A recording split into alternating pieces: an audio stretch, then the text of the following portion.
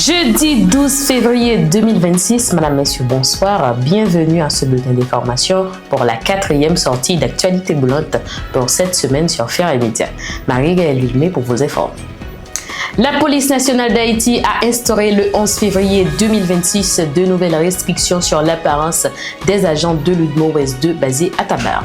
Dans une note signée par l'inspecteur divisionnaire Jean-Bernard Thias, le port de cagoule, boucles d'oreilles et foulard est désormais interdit. Les dreadlocks, tresses et barbes sont également proscrites. Cette mesure intervient dans un contexte de forte insécurité et vise à renforcer la discipline et l'uniformité au sein de cette unité spécialisée dans le maintien de l'ordre. La mairie de Pétionville annonce désormais qu'il est formellement interdit aux camions de 6 roues transportant des matériaux de circuler sur la route de Montagne-Noire. Dans un avis adressé au public et particulièrement aux chauffeurs de poids lourds, les autorités municipales préviennent que tout contrevenant s'expose à une amende de 250 000 gourdes. La mairie appelle au sens de responsabilité de chacun afin d'assurer le strict respect de cette nouvelle disposition. Autre information à ce bulletin, la mairie de Delma a lancé hier mercredi 11 février 2026 une vaste opération de démolition visant les constructions érigées illégalement sur les trottoirs. Des camions, bulldozers et autres engins lourds ont été déployés dans plusieurs zones, notamment au carrefour de l'aéroport, à Delma 31 et à Cité-aux-Cailles.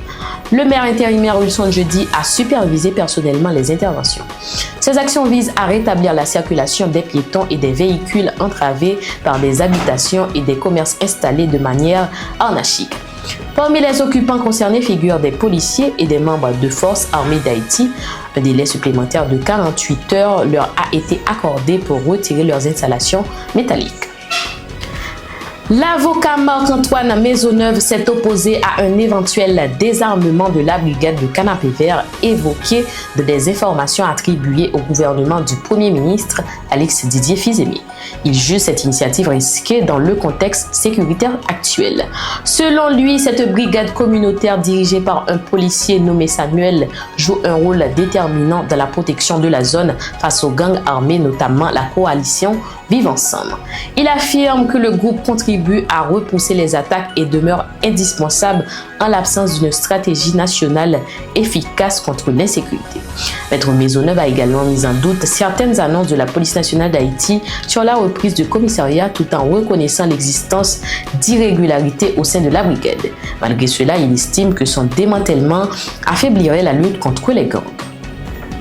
De l'autre côté, les États-Unis ont annoncé l'octroi de 16 millions de dollars additionnels pour renforcer un programme de résilience et de sécurité alimentaire en Haïti. Ce programme mis en œuvre par l'organisation humanitaire catholique Relief Service vise à soutenir les ménages vulnérables ainsi que les agriculteurs et micro-entrepreneurs dans les départements du Nord-Est et du Sud.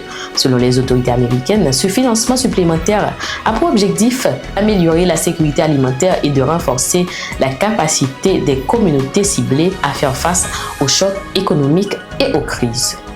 Fin de ce bulletin, mesdames, messieurs, merci pour votre écoute. Restez connectés pour une prochaine édition d'Actualité Boulante et rendez-vous demain pour un nouveau bulletin titre par titre à découvrir sur Faits et Médias.